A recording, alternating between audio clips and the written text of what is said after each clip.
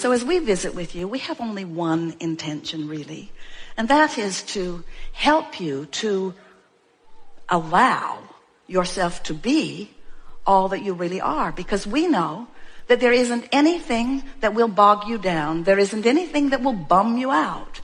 There isn't anything that will break your heart. There isn't anything that will disappoint you. There isn't anything that will hurt you in any other way. There is nothing. There is no assertion of anything unwanted. The only thing that ever could cause pain to you is you not allowing you to be you. That's all. That's all it is. So when you get that and you recognize that moment by moment you're having emotional guidance that lets you know, hey, I'm me. You know how I know I'm me? I'm frisky. I feel fabulous. I'm clear-minded. I'm flexible. I feel good about life. I want to romp. I want to skip. I want to sing. And so everything that we talk about is about you being consciously aware of this possible gap and then deliberately doing something about closing it by reaching for the thoughts that feel better, by reaching for the thoughts that allow you to be all that life has caused you to become. So you're focused upon something just because you want to feel good, and you're in the vortex. But when you're in the vortex, because you remember not being in there, you sure like it when others are in there, because you want them to feel good like you've discovered. And then you notice someone not in. But because they're not in, they can't hear you. And when you talk vortexy, they think you're nuts. And when you talk optimistically, when they stand in the face of what they're facing, and even when they're looking at manifestations that they don't quite see for you, then they call you delusional. So then, because your desire to help them is so strong, you exit the vortex to help them. And now you got nothing to give them.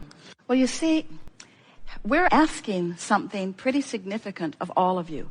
We're asking you to ignore the reality that's had nearly your undivided attention and to hang your star on your emotions just for a little while, because we know when you do it, your reality will flip. That's what faith is. Faith is finding the vibration without the evidence that backs it up. And most people are looking for the evidence out here in reality. We say we love working with terminally ill people because they finally are the only ones that will do the real work.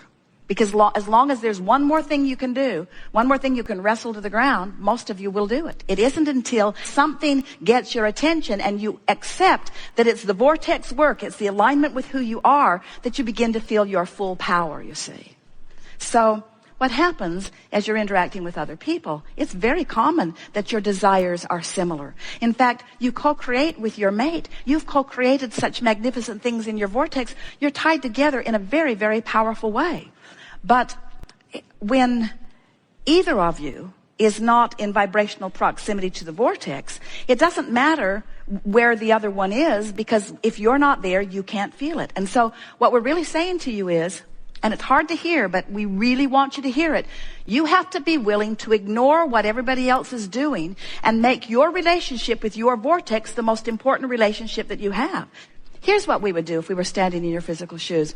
We would end every day by putting ourselves in bed, say good night to everyone with the idea that you're not going to talk any further. And as you're drifting off to sleep, we would go as general as we can into a place of appreciation. Appreciate your pillow. Appreciate the air conditioning in the house. Appreciate the roof over your head. Appreciate just the simplest things that don't challenge you in any way. Just appreciate. And if you can drift off to sleep in appreciation, if you go to sleep in the vortex, you'll wake up in the vortex. It's just the way that it is, because your vibration is where you last left it. So when you waken in the morning, let your first thoughts be, oh, I like that feeling of appreciation. And then if you can do a little bit of basking just to keep it going. In other words, it's so much easier to start with the vortex and let the vortex affect reality than it is to face reality and then try to drag reality into the vortex.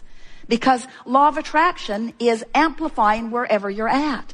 So if you have a relationship with someone who's really verbal, and so are you, and the conversation's going on around you a lot about what is, you make it hard for you to catch a moment where the vortex can take you in. Now feel this picture. So you've put all of this into your vortex, and this larger part of you stands as the summoner of you. You're being called home to the fullness of who you are constantly. And the reason that you feel every emotion that you feel is because when you're being called home and you're non-resistant, you go, which is the elation. When you are being called home to who you are and you're non-resistance, it feels like passion, it feels like appreciation, it feels like love, it feels like the heavens are opening, as you said. But if you've been talking it up about things that aren't working, and you've been opening the door and you've been noticing that what you're looking for isn't there, and the vortex is calling you, it feels like tension when you don't go. So the more you can relax and let the vortex take you, then not only the better you feel, and then you can begin counting your blessings, so to speak, making lists of positive aspects, but the more manifestations will show up that you can then begin reiterating. It would sound crazy to a normal person to hear Esther crowing about being called with no shoes to the gravel so that she could walk into the closet with no shoes on so that she could discover a problem that she didn't know she had.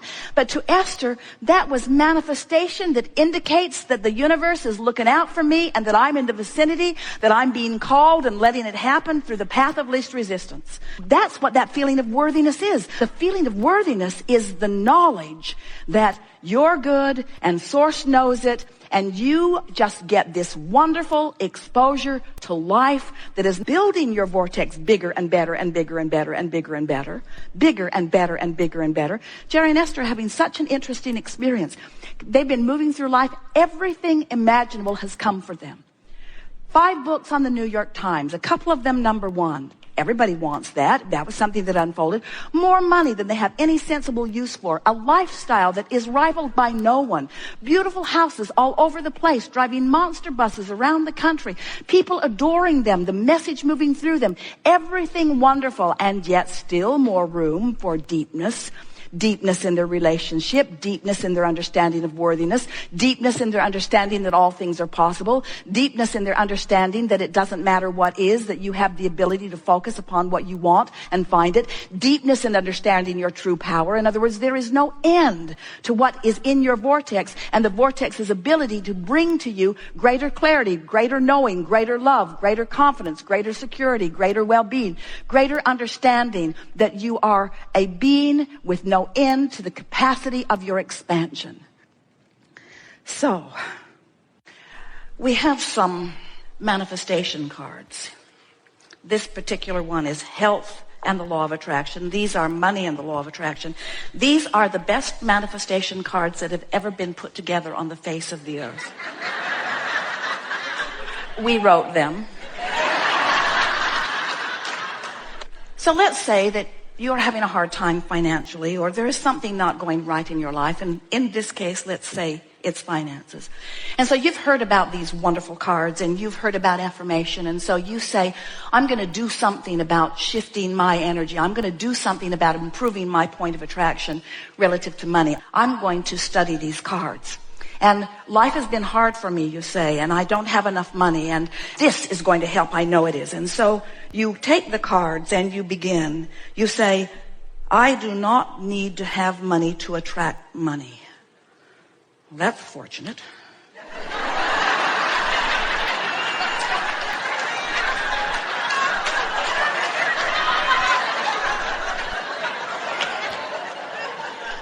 I have control over the thoughts I think. Sure, I do. My financial success does not require hard work. I'm going to mail this to my employer.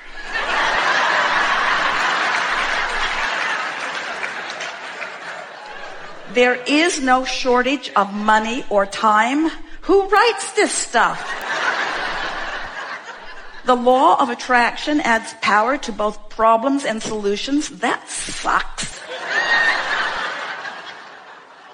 So the point that we're making is